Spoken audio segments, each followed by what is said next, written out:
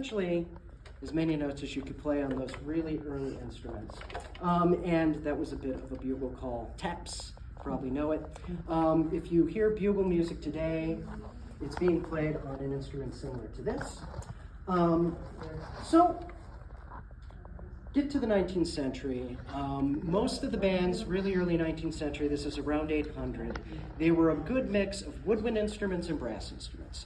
But brass instruments really weren't doing the heavy lifting as far as playing the main melody. That was given to woodwind instruments because they could play chromatic notes.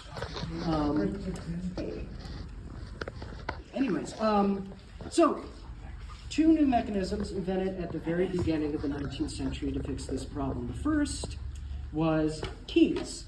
And this is an example of one of those keyed instruments. This is called a keyed bugle.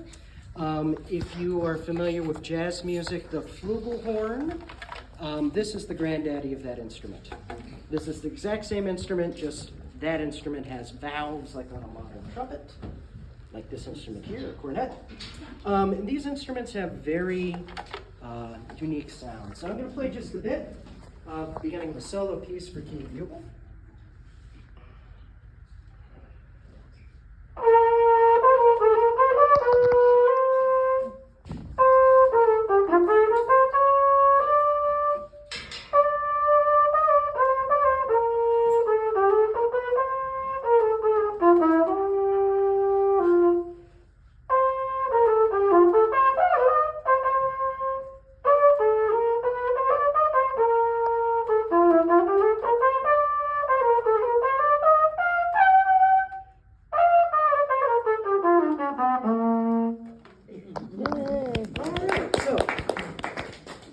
So, as you could hear, a fully functional, fully melodic instrument, and this kind of became the melody-carrying brass instrument of bands.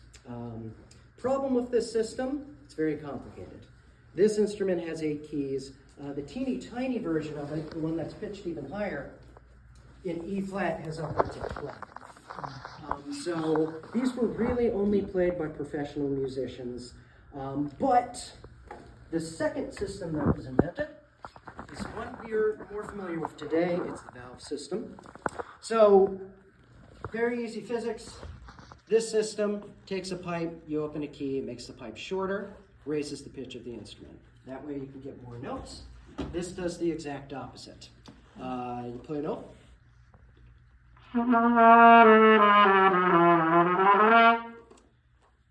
Open them in succession, you lengthen the pipe, you lower the pitch of the instrument, you get more notes. Now this is a much simpler system. It has 3 buttons, easier for professionals and amateurs to learn. So when this became an invention, that's really when the American brass band craze took off, because it meant people who were amateurs, not trained professionals, could play these brass instruments. And they were also, well,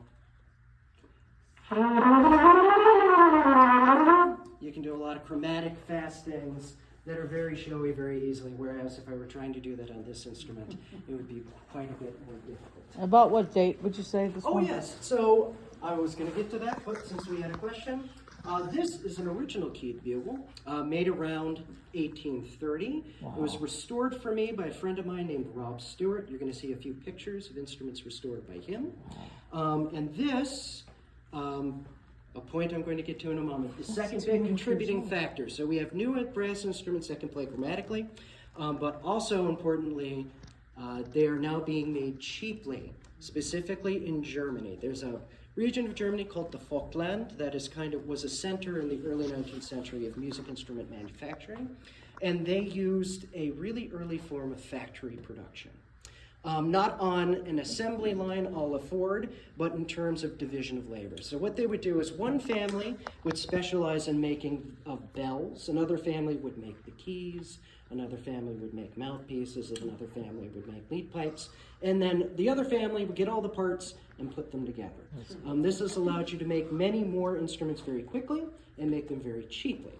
So around 1830, 1840, 1850, most Americans who were playing on keyed brasses and even some really early valved instruments like that one, I'll talk about in a bit, were playing mostly on German imports. Now, there were American makers of brass instruments, but like these examples here, they tended to be the more expensive models. They were kind of the Rolls Royce. They cost a lot more money. They were much higher quality. These were being played by your professional hand readers. So this is a very good example of your typical key bugle from the 1830s.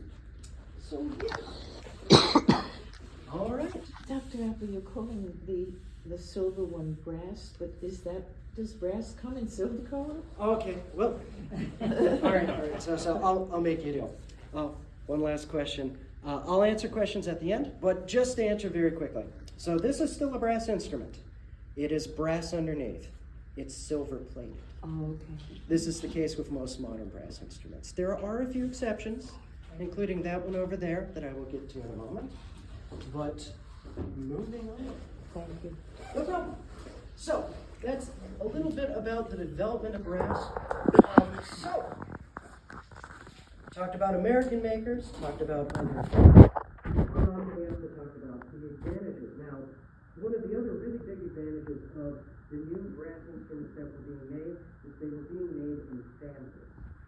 Really teeny tiny instruments like the key bugle and the cornet. These were your soprano and bass instruments.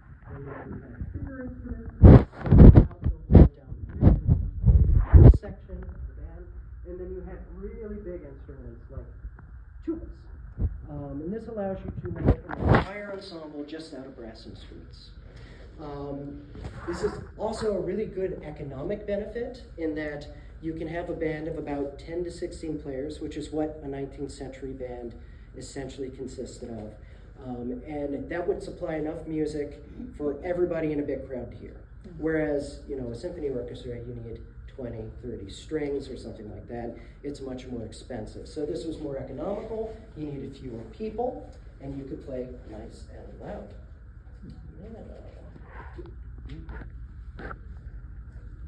So,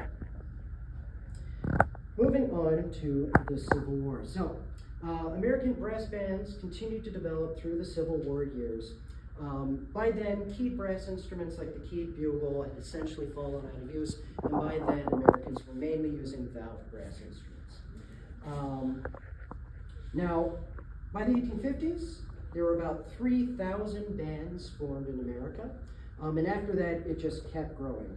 Every Civil War regiment would found their own band, and then after the Civil War, all of the surviving members of the band would go home and found their own band. So just a massive growth of these bands.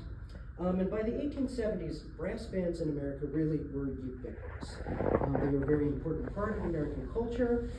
If you were a town or a city and you did not have a band, you were considered uncultured. So this was about a bit of a status symbol, and this is very much the case with some of the pioneers that were moving to Fort Myers in the 1880s. So a bit about Fort Myers running up to the 1880s. At that point in time, Fort Myers really wasn't a town yet. It was more of a settlement. It was known as a cow herding town. Right on the shores of the Caloosahatchee River, situated near the Gulf Coast and the city of Punta Rosa. Most of the industry in Fort Myers at the time was cow herding, and it was big business because 1868, the Cubans and the Spaniards start fighting a war. The Cubans wanted cattle to feed their army, so Floridian cattle ranchers would ship their cattle down to Cuba. They'd make good money. Unfortunately, by 1878, the Spanish had won, and they cut off imports of cattle from Florida completely, and the Florida cattle market just crashed. So 1878, people in Fort Myers were not doing really well. However,